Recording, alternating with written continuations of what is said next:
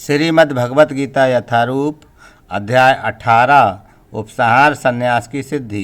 श्लोक 18.65 मन्मना भव मद्भक्तो मध्याजी माम नमस्कुरु मामेव एष्यसि सत्यम ते प्रतिजाने प्रियो असी में।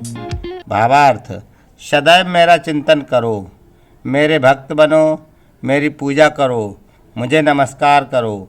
इस प्रकार तुम निश्चित रूप से मेरे पास आओगे। मैं तुम्हें वचन देता हूँ, क्योंकि तुम मेरे परम प्रिय मित्र हो। तात्पर्य, ज्ञान का गुहातम अंश है कि मनुष्य कृष्ण का शुद्ध भक्त बने, सदैव उन्हीं का चिंतन करे और उन्हीं के लिए कर्म करे। व्यावसायिक ध्यानी बनना ठीक नहीं। जीव को इस प्रकार ढालना चाहिए कि कृष्ण का चिंतन करने का सदा अवसर प्राप्त हो। मनुष्य इस प्रकार कर्म करे कि उसके सारे नित्य कर्म कृष्ण के लिए हों। वह अपने जीवन को इस प्रकार व्यवस्थित करे कि 24 घंटे कृष्ण का ही चिंतन करता रहे।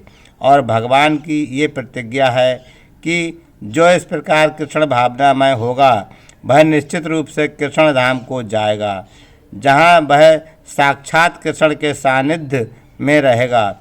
यह गुहातम ज्ञान अर्जुन को इसलिए बताया गया क्योंकि वह कृष्ण का प्रिय मित्र सखा है। जो कोई भी अर्जुन के पथ का अनुसरण करता है वह कृष्ण का प्रिय सखा बनकर अर्जुन जैसी ही सिद्धि प्राप्त कर सकता है। ये शब्द इस बात पर बल देते हैं कि मनुष्य को अपना मन उस कृष्ण पर एकाग्र करना चाहिए जो दोनों हाथों से बंसी धारण किए, सुंदर मुख वाले तथा अपने बालों में मोर पंख धारण किए हुए सांवरे बालक के रूप में हैं। कृष्ण का वर्णन ब्रह्मा संहिता तथा अन्य ग्रंथों में पाया जाता है। मनुष्य को परम ईश्वर के आदि रूप कृष्ण पर अपने मन को एकाग्र करना चाहिए। उसे अपने मन को भगवान के अन्य रूपों की ओर नहीं मोड़ना चाहिए। भगवान का नाना रूप है, यथा विष्णु, नारायण, राम, बरहा आदि, किंतु भक्त को चाहिए कि अपने मन को उस एक रूप पर केंद्रित करे जो अर्जुन के समक्ष था।